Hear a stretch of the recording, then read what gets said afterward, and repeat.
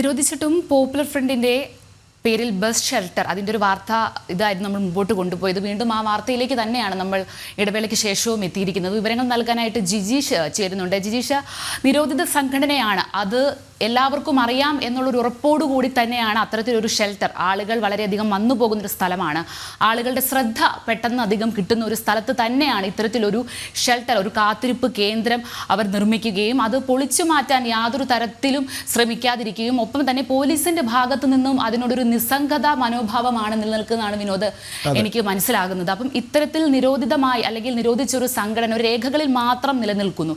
എന്തുകൊണ്ടാണ് ഇതിനൊരു നിസ്സംഗ മനോഭാവം സർക്കാരിൻ്റെയും ഒപ്പം തന്നെ പോലീസിന്റെ ഭാഗത്തു നിന്നും ഉണ്ടാകുന്നത്? ജിജീഷ്.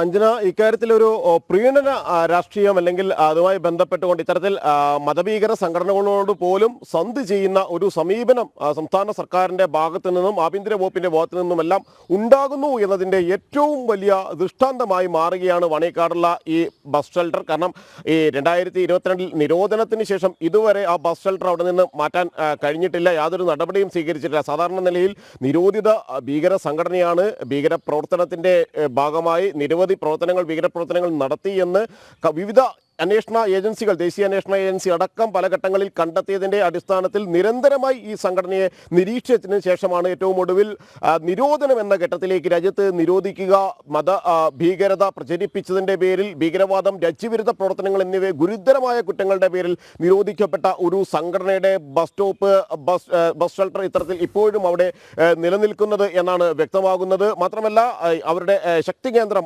മതഭീകര ശക്തികളുടെ ശക്തി കേന്ദ്രങ്ങളായ നിരവധി സ്ഥലങ്ങൾ കേരളത്തിന്റെ വിവിധ ഭാഗങ്ങളിലുണ്ട്. അത്തരത്തിൽ അവരുടെ ശക്തി കേന്ദ്രങ്ങളിൽ ഒന്നാണ് ഈ മേഖലയടക്കമുള്ള പ്രദേശം എന്ന് പറയുന്നത്. നേരത്തെയും അവിടെ സിമി ക്യാമ്പ് അടക്കം ചേർന്നിട്ടുള്ള ഭാഗങ്ങൾ അതിന് വളരെ അകലെയല്ലാതെയാണ് ഉള്ളത്. പാനായിക്കുളം ക്യാമ്പ് ഏറെ ചർച്ച ചെയ്യപ്പെട്ടതാണ്. മതഭീകരവാദികൾ ആസൂത്രിതമായി തന്നെ ഗൂഢാലോചന ലക്ഷ്യമിട്ടുകൊണ്ട് ചേർന്ന യോഗങ്ങൾ, അവിടെ നിന്ന് നിരവധി ലഘുലേഖകളടക്കം പിടിച്ചെടുത്തിരുന്നു. പ്രധാനപ്പെട്ട രേഖകൾ പിടിച്ചെടുക്കുകയും എല്ലാം ചെയ്തു. കാരണം ഈ പോപ്പുലർ ഫ്രണ്ടിന് മുമ്പ് ഉണ്ടായിരുന്ന മറ്റൊരു സംഘടനയായ സിമി നിരോധിക്കപ്പെട്ടതിന് ശേഷമാണ് പിന്നീട് അത് പോപ്പുലർ ഫ്രണ്ടായി മാറുകയും പോപ്പുലർ ഫ്രണ്ടിന് ശേഷം STPIയിലൂടെ അതിൻ്റെ പ്രവർത്തനങ്ങൾ വ്യാപിപ്പിക്കാൻ ശ്രമിക്കുകയും എല്ലാം ചെയ്യുന്നത്. അങ്ങനെ ഒരു ഭാഗത്ത് മതഭീകരവാദികൾ അവരുടെ പ്രവർത്തനങ്ങൾ വ്യാപിപ്പിക്കുന്നു, ബസ് ഷെൽട്ടറുകളിലൂടെ അടക്കം. സാധാരണ നിലയിൽ ഒരു രാജ്യത്ത് നിരോധിത ഭീകര സംഘടനയുടെ പേരുകൾ കുത്തിവെക്കാനോ അത് പ്രചരിപ്പിക്കാനോ അതുമായി ബന്ധപ്പെട്ട സ്തൂപങ്ങളോ അവരുടെ കൊടികളോ അവരുമായി ബന്ധപ്പെട്ട യാതൊരു തരത്തിലുള്ള സ്ഥാപനങ്ങളോ പ്രവർത്തിക്കാൻ അനുവാദമില്ല എന്നിരിക്കുകയാണ്. മാത്രമല്ല നേരത്തെ ദേശീയ അന്വേഷണ ഏജൻസി സംസ്ഥാനത്തിന്റെ വിവിധ ഭാഗങ്ങളിൽ, ആലുവയുടെ വിവിധ മേഖലകളിൽ അടക്കം റെയ്ഡുകൾ നടത്തി പരിശോധനകൾ നടത്തിയ ശേഷം നിരവധി ഓഫീസുകൾ പൂട്ടി സീൽ ചെയ്തിരുന്നു. അത് ഈ പോപ്പുലർ ഫ്രണ്ട് ഓഫ് ഇന്ത്യയുടെ ഓഫീസുകളാണ്. അങ്ങനെ നിരോധിക്കപ്പെട്ട സംഘടനയുടെ ഓഫീസുകൾ പൂട്ടി സീൽ ചെയ്യുക, അവരുടെ ഡിജിറ്റൽ തെളിവുകൾ അടക്കം കണ്ടുകെട്ടുക തുടങ്ങിയ നടപടികളെല്ലാം പൂർത്തിയാക്കിയ അതേ സമയത്ത് തന്നെയാണ് ഒരു ഭാഗത്ത് അവരുടെ ബസ് ഷെൽട്ടർ ഇപ്പോഴും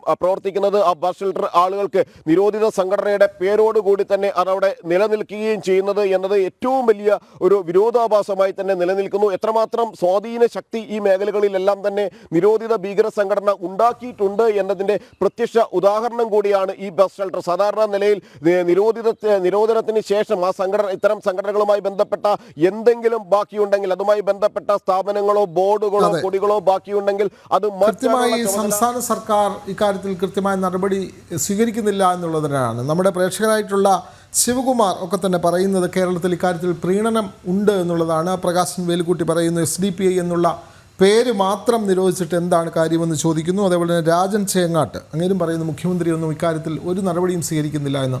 രാജീവ് കൂടി ചേരുന്നു. രാജീവ് ചേരുന്നു. രാജീവ്, ഈ സംസ്ഥാനത്ത് ഇതേപോലെ നിരോധിത സംഘടന ഉണ്ടെങ്കിൽ അവരുടെ പേരിലുള്ള ഇതേപോലുള്ള ബസ് ഷെൽട്ടറുകൾ, പൊതുജനങ്ങൾ കാണുന്ന ഇതേപോലുള്ള പ്രദർശനികൾ, പ്രത്യേകിച്ച് സ്തൂപങ്ങൾ, കൊടിതോരണങ്ങളൊക്കെ തന്നെ അത് നീക്കം ചെയ്യേണ്ടതല്ലേ? ഇതിപ്പോൾ പോപ്പുലർ ഫ്രണ്ടിൻ്റെ പേരിൽ ഇവിടെ ഇപ്പോൾ ഈ കൊച്ചിയിൽ മാത്രമല്ല വിവിധ കേന്ദ്രങ്ങളിൽ ഇത്തരത്തിൽ നിരോധിത സംഘടനകൾ സ്ഥാപിച്ച കൊടിതോരണങ്ങൾ, സ്തൂപങ്ങളൊക്കെ സംസ്ഥാനത്തിൻ്റെ വിവിധ കേന്ദ്രങ്ങളിൽ കാണാം. അപ്പോൾ ഇത് ശരിക്കും നീക്കം ചെയ്യേണ്ടത് അല്ലെങ്കിൽ അത് ആഭ്യന്തര വകുപ്പാണോ പോലീസാണോ ഇക്കാര്യത്തിൽ നടപടി സ്വീകരിക്കേണ്ടത്? എന്താണ് സംസ്ഥാനത്ത് ഇക്കാര്യത്തിൽ പോലീസ് സാധാരണയായി സ്വീകരിക്കേണ്ട നടപടി? ഇക്കാര്യത്തിൽ പോലീസ് ഇന്നൊരു വീഴ്ച ഉണ്ടായി എന്ന് തന്നെ നമുക്ക് പറയേണ്ടി വരുമോ രാജീവ്?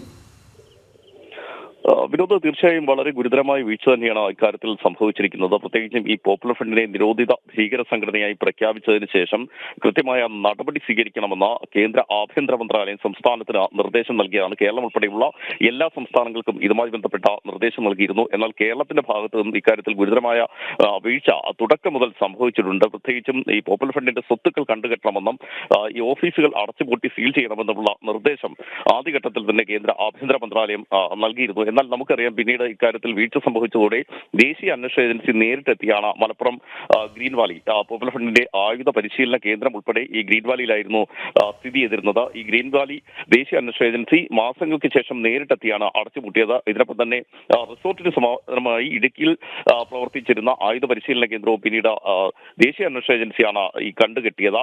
ഇത്തരത്തിൽ നടപടിക്രമങ്ങൾ സ്വീകരിക്കുന്നത് ദേശീയ അന്വേഷണ ഏജൻസിയാണ്. പോലീസിന് ഇക്കാര്യത്തിൽ ഗുരുതരമായ വീഴ്ച സംഭവിച്ചിട്ടുണ്ട് എന്ന കാര്യത്തിൽ സംശയമൊന്നുമില്ല. അതായത് ഈ പോപ്പുലർ ഫ്രണ്ടിനെ നിരോധിത സംഘടനയായി പ്രഖ്യാപിച്ചതിന് ശേഷവും കൃത്യമായ നടപടികൾ സർക്കാരിന്റെ ഭാഗത്തുനിന്നോ പോലീസിന്റെ ഭാഗത്തുനിന്നോ സ്വീകരിച്ചിട്ടില്ല എന്ന വസ്തുത നിലനിൽക്കുകയാണ്. ദേശീയ അന്വേഷണ ഏജൻസി നേരിട്ട് നടപടികൾ പിന്നീട് സ്വീകരിക്കുകയായിരുന്നു.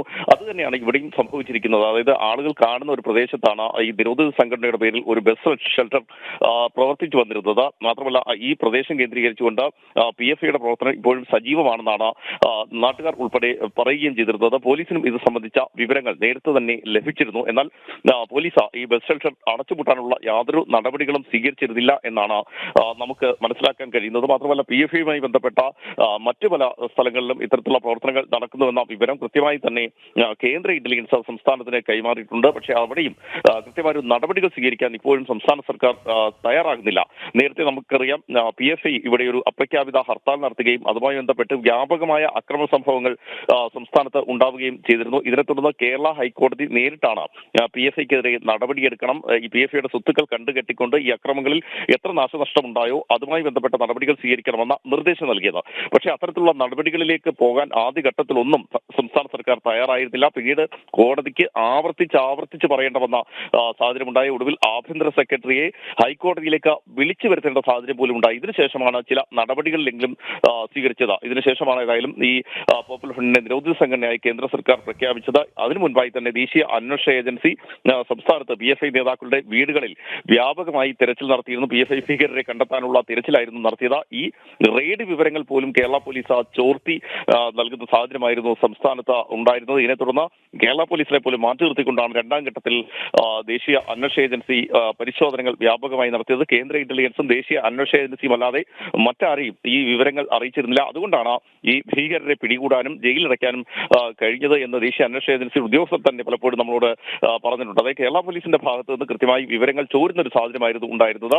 ഇപ്പോഴത്തെ കാര്യങ്ങൾ പരിശോധിക്കുകയാണെങ്കിൽ ഒരു ബസ് ഷെൽട്ടർ സ്ഥിതി ചെയ്യുന്നു എന്നതിനും അപ്പുറത്തേക്ക് ഇപ്പോഴും PFIക്ക് സംസ്ഥാനത്ത് സജീവമായി നിലനിൽക്കാൻ കഴിയുന്നു, സജീവമായി പ്രവർത്തിക്കാൻ കഴിയുന്നു എന്നതാണ് ഏറ്റവും പ്രധാനപ്പെട്ട ഒരു കാര്യം. അത് തടയാൻ കേരള പോലീസിന് കഴിയുന്നില്ല. നേരത്തെ ഞാൻ സൂചിപ്പിച്ചതുപോലെ മലപ്പുറം ഗ്രീൻ വാലിയും അതുപോലെ തന്നെ ഈ PFIയുടെ മറ്റ് സ്വത്തുക്കളുമൊക്കെ കണ്ടുകെട്ടിയ പോലെ ദേശീയ അന്വേഷണ ഏജൻസിയുടെ ഇടപെടൽ ഉണ്ടാകുന്നില്ലെങ്കിൽ ഇവിടെ എല്ലാ സംരക്ഷണവും PFIക്ക് ഇപ്പോഴും ലഭിക്കുന്നു. PFIയുടെ പേര് മാറിക്കൊണ്ട് ഇപ്പോഴും പ്രവർത്തനം സജീവമാക്കാൻ അവർക്ക് കഴിയുന്നു എന്നതാണ് ഏറ്റവും പ്രധാനം. കേരളത്തിൽ മാത്രമാണ് ഇത്തരത്തിൽ പ്രവർത്തിക്കാൻ കഴിയുന്നു എന്നതും ഏറ്റവും ശ്രദ്ധേയമായ കാര്യമാണ് വിനോദ്.